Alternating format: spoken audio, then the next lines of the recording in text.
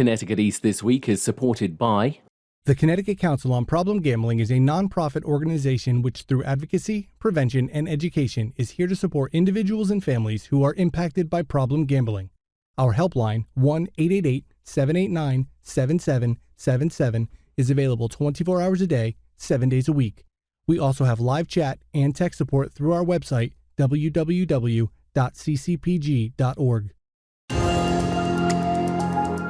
They've been an educational partner serving Eastern Connecticut since 1980.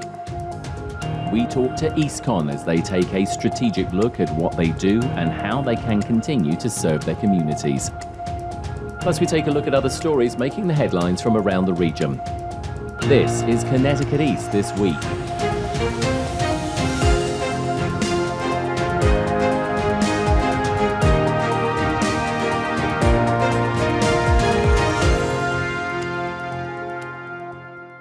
Hello, I'm Brian Scott-Smith. EASTCONN is one of the state's 6 regional educational service centres and has been providing 33 towns and 36 school districts in Eastern Connecticut with high-quality, affordable programs and services since 1980. But now they've had to take a hard look at what they do and how they do it, and the costs associated with maintaining those services, from early childhood, magnet high schools, special education, and adult learning. 3 years ago, they hired a new executive director, Eric Protulis, and in that time, a lot has changed. I sat down with Eric recently to find out more about the changes at EASTCONN.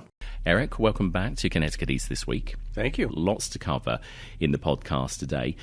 One of the things that EASTCONN has come up with recently is a strategic plan. Talk to us about why you decided to develop a strategic plan for EASTCONN now. So it does reach back to that first year when I came on board, knowing that we had some work to do, right? So EASTCONN, I think, had lost its sparkle a little bit within the region. People weren't looking to EASTCONN to bring people together. Partnerships that maybe had been established maybe had fallen on the wayside a little bit. And so coming back in, I had the hope and desire to start that process, because it's really a collaborative process of getting feedback from our community members, our partners, and making sure that we're really preparing ourselves to be in service to the region. As we'll talk a little bit about, we've continued to face some financial headwinds. Pretty aware of those when I first walked in, and had some hopes that we'd be able to clean that up with a little more behind the scenes, right? And obviously we've gotten to a point where now we've had to make a more public statement about where we stand and the help that we need to help stabilize. But it was really important that we moved ourselves forward from what I came back to, 14 different departments here at EASTCONN, really operating in, at best, at silos, and what I experienced coming back in were more fortresses. And I think of that in a corporate sense. Silos just happen from neglect, but fortresses are intentional. And so people had to learn to build up kind of walls within their own department and rely on themselves versus thinking about the partnerships, even within our own agency. And so that whole concept was really the drive as to why we needed a strategic plan to bring us back to the focus of us being partners within our organization and then external to the customers that we serve. So many companies, I think, fall into that situation, and organizations, the silos, and then suddenly it's like it seems to ramp up. What are the agency's priorities for this year? So I'll quickly talk a little bit about that process, right? So we had feedback from various leadership in our communities, from districts as well as nonprofits that we work with.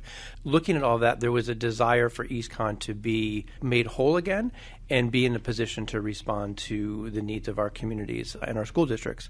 And so after we had this whole process and took all that information, we identified kind of key priorities that we wanted to be working on. And then this year we settled on 3 priorities that we were going to focus on. So inclusion and belonging, the development of professional learning within. So different than our school districts might think about in the strategic planning process, we really have to take an internal and an external viewpoint.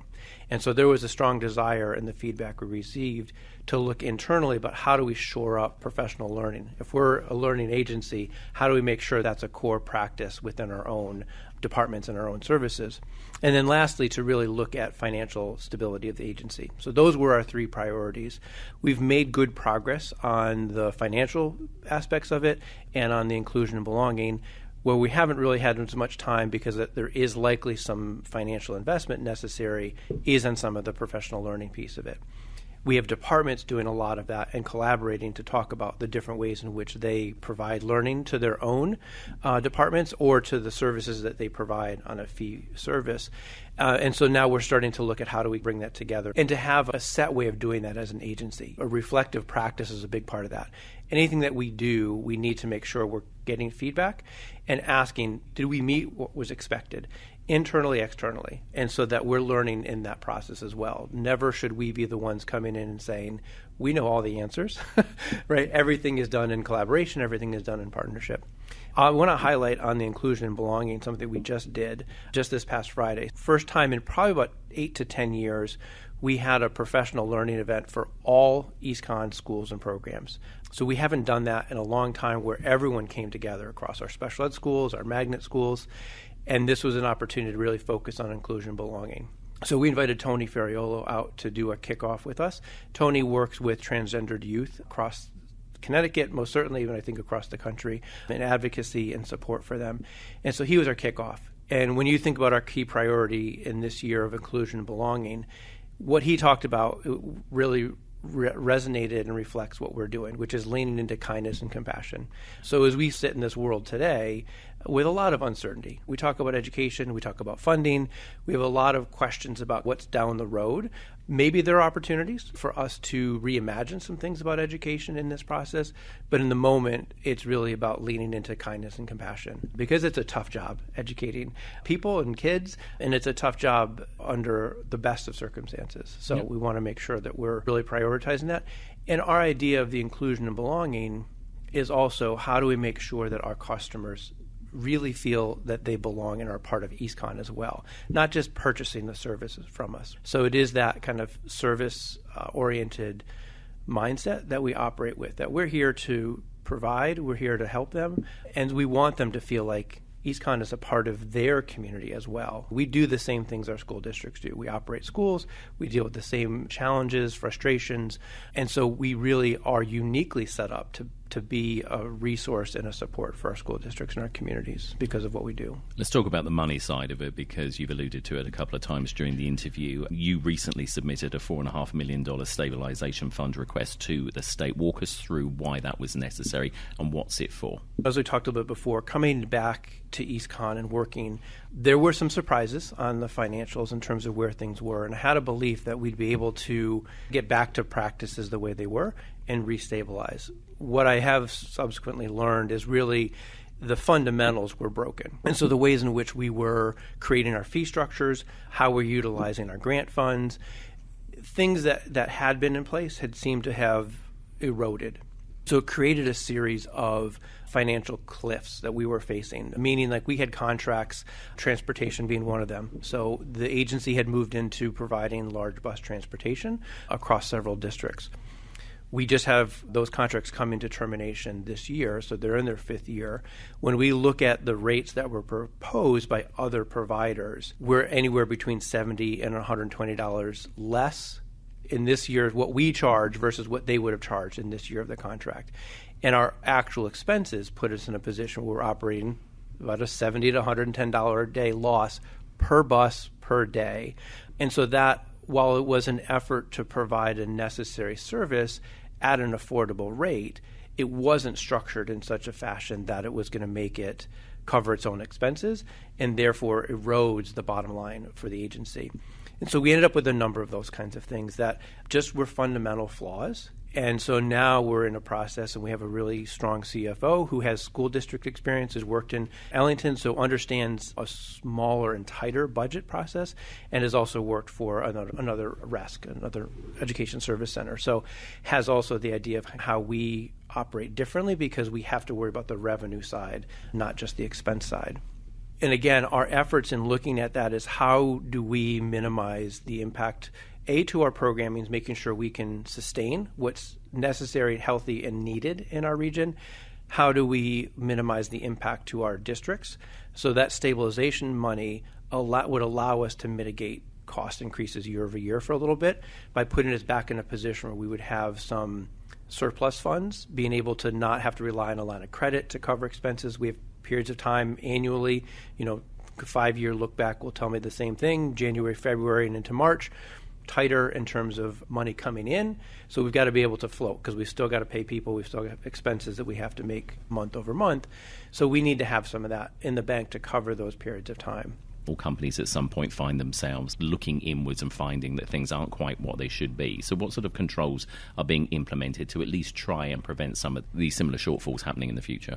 A couple of things there. One, as we see these contracts coming to termination, we're going back and telling districts where we are. While that was a benefit to you in the past, we can't continue that way. And so we'll either offer an extension or we'll bid on the RFPs that they're putting out now, but at a rate that we're able to sustain. So we're at least trying to notify people of those changes. We did, in this year's budget for the fiscal year 25, we cut about $2.8 million in our budget this year. Some consolidation of programs, not filling of vacancies, eliminating several positions across multiple departments. So we were able to make some significant cuts, and we did make a mid-year rate increase. So we knew this was a difficult decision. What we did try to rely on in doing so was to rely on a special education tuition increase. So our special ed programs last year also lost money, meaning that we had expenses that exceeded revenue. And so we looked at those rates, not an ideal time because we did this mid-year. And so there was a lot of concern about that. We sent a communication in December to our districts to notify them of this change, held a Zoom meeting in very beginning of January. We had about 60 superintendents and business managers attend that call where we walked them through what had happened, how we got here, and what we were intending to do going forward to minimize. Essentially, we don't want to do this again. And so we made as much communication about that as possible, held several one-on-one meetings with superintendents. We've had several calls with business managers explaining them as we've sent out the revised rate sheets. So any questions they have, we want to make sure they really understand that. And that process was done with our board of directors. So they started with that in December. We said, this is where we are. We think this is necessary to get to this point. And that's hard because they, as a board of directors to EASTCONN, are Board of Ed members from surrounding towns. And so they certainly understand that impact, but understood the necessity of it as well. So the districts get that little bit of a shock. How's EASTCONN helping them deal with these unexpected midterm costs? Because for them, that's a difficulty as well. This isn't just an EASTCONN difficulty, it's a difficulty for everyone. And so a little bit of that process, when we talked about doing this mid-year rate increase and partially why we chose the plan to go down with the raise of the tuitions for our special education programs, is it would allow districts to leverage state funds under the excess cost grant that Connecticut operates. And so this is a way in which we had estimated 70 cents on the dollar they would get back under the excess cost grant for the rate increase that we made. It ranged anywhere from about $1,600 up to $30,000 per district based on how many students they have attending our program. So very substantial in many cases. But this would allow them to apply for that excess cost grant. Now, we found out shortly thereafter, the rates came out and they were in the 61 to 64.8% rate. So that was even more painful, that our estimate was not quite as high as it intended. We know the governor and the legislator did agree for an infusion of $40 million this year.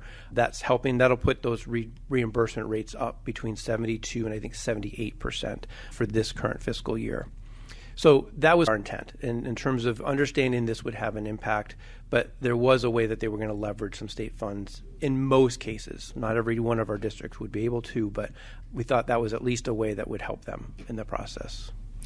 You mentioned it just a moment ago. Governor Lamont did ultimately agree to $40 million for special education, but it's not enough. No. It's nowhere near enough. And a lot of people from many corners of the state are basically saying, you need to review this again. And although he's promised, I believe, about $54 million in the second part of the biennial budget, again, shortfall. Mm-hmm. How do you and other organizations continue to try and deal with this and effectively stay in business and provide the services? Because according to the Connecticut Conference of Municipalities, they're saying many more millions need to be injected into education. Even in this case, right? So you had the proposal from the Democrats, I think was for $43 million. The Republicans had a full funding proposal, was $108 million. So the $40 million does show that it doesn't quite cover what the anticipated actual costs were under excess cost for our school districts. It is, and we know this right now amongst the legislators, there's a select committee on special education. It is the hot topic from the legislative point of view, and it is around the cost. We are fully in support and here to support our districts in building a continuum of services. In my testimony that I've provided to the legislators in a couple different ways this year, that's my emphasis to them. Two things. First, let's make sure we're talking about quality, because just having more special education programming will not necessarily reduce costs, and it certainly won't if the quality of those programming and services isn't what's necessary in meeting the needs of the students in their individualized educational plans. So let's talk about that first. Let's talk about the ways in which those programs get built. It is the core of what regional education service centers are about. Most of us had a beginning in district special education programming. We have the programs that we've built as external because that was what the need was. The districts had an era in which having in-district programming, many of them do, but they needed something else. They needed that out-of-district external placement program. So with this shift, we're well poised to be able to support districts in building that. We know there's the talk of funding down the road for some of that development. Even without that, we can leverage regional performance improvement program grants that could help offset some of the initial costs of building programs in district. And for me, that's the other part that I keep emphasizing, is this is about a continuum of care for students with disabilities. And so many of our smallest districts go from child's in the gen ed setting, working with a special education teacher, and as their needs escalate, maybe there's an assigning of additional staff and other resources, and then they need an out-of-district placement because of their needs. And so there isn't much of a continuum there. And so having some programs that are regional and are based within school districts is really in the spirit of the federal law, and that we're adding to that continuum of services that are available to students. We still believe, based on the needs of the students we serve, having those out-of-district placements is going to be a necessity. Some of the students require that level of care, and they function best in a setting that is outside of that public school setting. We've been talking a lot about special education, and that is important, but of course we saw the 119K Commission and the 119,000 disconnected youth across the state, again, pushed by the Connecticut Conference of Municipalities and other organisations. Where's the money going to come for that? Because, again, you're part of this as well. You have special education, but you also deal with general education as well. Talk to us about where money's going to come for that, because that report said lots of money needed to, even if we're going to reduce it by half in 10 years. I think one of the first places I look at is the Connecticut Youth Employment Program that we currently have. We keep seeing cuts to funding to that year over year. And that is a program that we knew already, and the Dalio Report Foundation, through the Boston Consulting Group, emphasized and put the depictions of what we felt was true, and particularly in northeastern Connecticut. So while we might not have the volume in terms of number of students that are impacted percentage-wise, we have some of the most impacted region in the state of Connecticut for disconnected youth. And so a program like that is really getting kids who are undercredited or just got through high school, have that diploma, but now they're not working or not engaged in school, giving them that opportunity, the skill sets, the tools necessary to start either back into school or into a career. It's crucial. I sit on the EWIB board, and even the chair of that, Chris Jewell, talked about his experience this summer with some of our students from the youth employment program. And he said these kids came with what we call the soft skills. They showed up on time, they were polite, they worked hard when they were there. They really engaged in a process that he felt was hugely beneficial to him as an employer, but he certainly saw the benefit to the individual going through that process. And his hope was that when they're 18, call me, I'll put you into a job right away. That kind of piece of helping kids grow, whether that's under kind of an apprenticeship or those experiences where there's a mentor, somebody who's helping them develop those other skills. It's not that they didn't want to, but for some reason they didn't get there in the way that maybe you and I did through the period of our growth in adolescence and what we experienced, whether that was in our own homes or in our school systems or our own motivations. We recognize this population just needs some more support. The other part of this, and I link this back to our strategic plan, northeastern Connecticut has experienced generational poverty, generational health and behavioral health issues that have gone unmitigated for a long time, right? And you think about the work of Day Kimball and their efforts to remain open and to provide those services, and it's in some ways it feels like it's a drop in the bucket, right? It's a necessity to have that kind of a service here. And we also have to help people understand the benefits of accessing those supports and services. And that's the problem of the generational poverty, is that there's in some cases you find a belief of, well, why bother? I've experienced this challenge for so long. It's just something that we live with. And so we need to help improve that sense of self-efficacy, that people can make change in their lives and in their communities. So when I think about the disconnected youth piece of it, you have young people who are primed. They're eager. They want to be in a better position. They want to have a better life. They just sometimes don't know what's available to them. And so when we see the potential cuts to those sources of funding, it scares me even more so, because it just continues that cycle. How important is EASTCONN to Eastern Connecticut? This is exactly what we're talking about right now. And the part that I think I would say I'm most passionate about is our role to support. We see other education service agencies who have developed what they'll call expertise and high levels of, and sometimes they take the oxygen out of the room. Doesn't mean they're not good, doesn't mean they're not providing the quality, and that's probably germane and relevant to the communities that they serve. That's not the way things are in Northeastern Connecticut. When I look at some of my colleagues and the superintendents, the thing that I most admire is their willingness and eagerness to collaborate and work together. And having an entity like EASTCONN be in that position to help understand what those needs are, have our sense of the pulse of what's happening, and be able to bring those together. I say this frequently with our leadership. If everyone wants their own, it's boutique and it's expensive. We're in the position to say, hey, these 5 districts, this is what they're working on, because we're in there and we know that. How do we help bring them together and create some efficiency? And we're unique to that. The other part of it, I think about the hackathon. I know you saw some of the work we did on that. We're in the next phase of trying to get some more funding to move that forward. This is the transportation. We'll just quickly inject that there so people know what that's talking about. And even in that process, being at those meetings and attending those events, I had people come up and say, it's nice to see EASTCONN back. And that's where we are. So 3 years in, I feel like we're there. We need the stabilization to make sure that we can sometimes take some risks, have a little bit of money in the bank that we can leverage to take some risks on behalf of our communities, and really make sure that we're here to best serve the communities of Northeastern Connecticut. Eric Protoulis, Executive Director of EASTCONN, thank you for talking us through the future for EASTCONN, and thanks for coming back onto the podcast. Likewise. Always a pleasure, Brian. And you can find out more about the services and programs that EASTCONN provides at their website, EASTCONN, that's EASTCONN.org.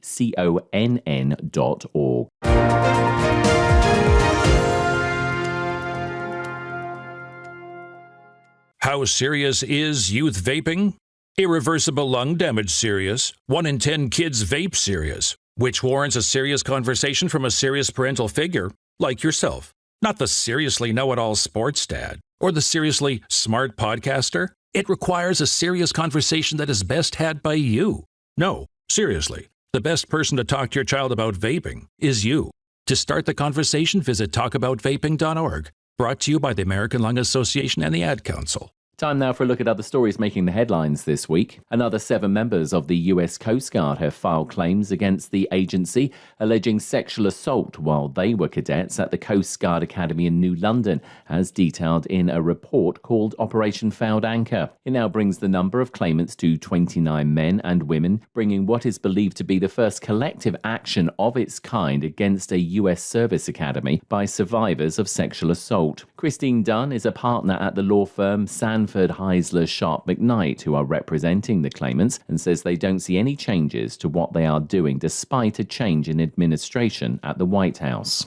You know, the new administration, they replaced Admiral Fagan with someone new, and our hope is that the new commandant will proceed with the Operation Fouled Anchor investigation with much more transparency, and that, you know, there will be a greater commitment to providing answers and accountability. But, you know, time will tell. Dunn says they have also reached the first 6-month deadline for the agency to investigate their claims. doing these cases, I've learned that it often takes much longer than 6 months to do these investigations, especially here where there are so many claimants and we keep filing additional ones. While each claimant's claims are individual, the systemic problem is the same for all of them. So I think to some degree, they're going to look at these collectively. So the fact that we keep filing additional ones, I think will delay the process some. The 29 claimants are made up of 26 women, 2 men, and 1 non-binary individual. The claims are being made under the Federal Tort Claims Act against the U.S. Coast Guard and its academy, for which they have up to 6 months to investigate the claims and decide whether they will deal with them or not, at which point lawsuits can be filed by the claimants. Libraries in Connecticut and nationwide could see programs defunded because of a new executive order from the Trump administration. Edwin J. Vieira from the Connecticut News Service has this report. President Donald Trump's order calls for the Institute for Museum and Library Sciences and several other agencies to reduce staffing to the minimum functions required by law. The Institute provides funding for state libraries with around $3 million for library and museum services in Connecticut. Peter Bromberg with Every Library says this money helps guarantee library access for everyone. This is funding that says we have gaps in our state in terms of access to library services, access to resources, access to story times, whatever it is. But there's gaps, and those gaps are hitting hardest the people who need it most. And it's oftentimes rural areas, it's oftentimes underfunded, underserved areas. If this funding disappears, it won't be easy for state libraries to make up. Each state would have to determine if they can or will fill the federal funding gaps. Feedback on the executive order has been swift, with many people signing petitions and calling to save libraries. While some consider the Institute an obscure agency, Bromberg says people understand this will impact one of the last highly trusted public institutions. I'm Edwin J. Vieira. Kiewit Corporation, the construction company behind the controversial State Pier project in New London, says they are owed around $35 million for work carried out on the project. That's according to figures released by the Connecticut Port Authority recently. However, the CPA say that figure is incorrect and are currently attempting to negotiate with Kiewit over the work they carried out, as 2 major issues have since arisen at State Pier, which the CPA says Kiewit needs to fix. In the meantime, the CPA are withholding around $7.1 million of payments to Kiewit until a resolution about soil fill and a tow wall at the pier have been agreed. Michael O'Connor, the executive director of the Connecticut Port Authority, says they are due to have discussions with Kiewit soon, but are taking legal advice to make sure they understand all contract conditions and hope to avoid any legal battle with Kiewit. Connecticut East This Week reached out to Kiewit with various questions about the current situation and received a brief reply from their spokesperson saying Kiewit is working cooperatively with the Connecticut Port Authority on project closeout, and we remain committed to collaborating in good faith with all stakeholders. And in the day this week, Democrat State Representative Andre Baumgartner, who was arrested for drunken driving earlier this month, appeared in court recently and had his application into the Impaired Driving Intervention Program granted. The diversionary program is for first-time offenders that can lead to charges against them being dismissed if they complete the one-year program successfully. Baumgartner, who is serving his 3rd term representing the 41st District, was arrested on March 1st by Groton Town Police in the early hours and found to have a blood alcohol level twice the state legal limit. After his court appearance, Baumgartner expressed his regret and embarrassment over the matter and said he was focused on earning back the trust of his constituents.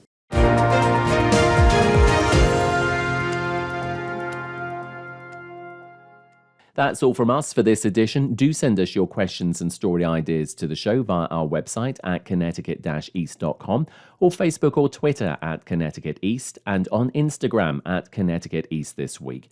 And you can listen to the show again on our social platforms, on demand, and by asking your smart speaker to play Connecticut East This Week podcast. And please like, follow, and share on your social media too.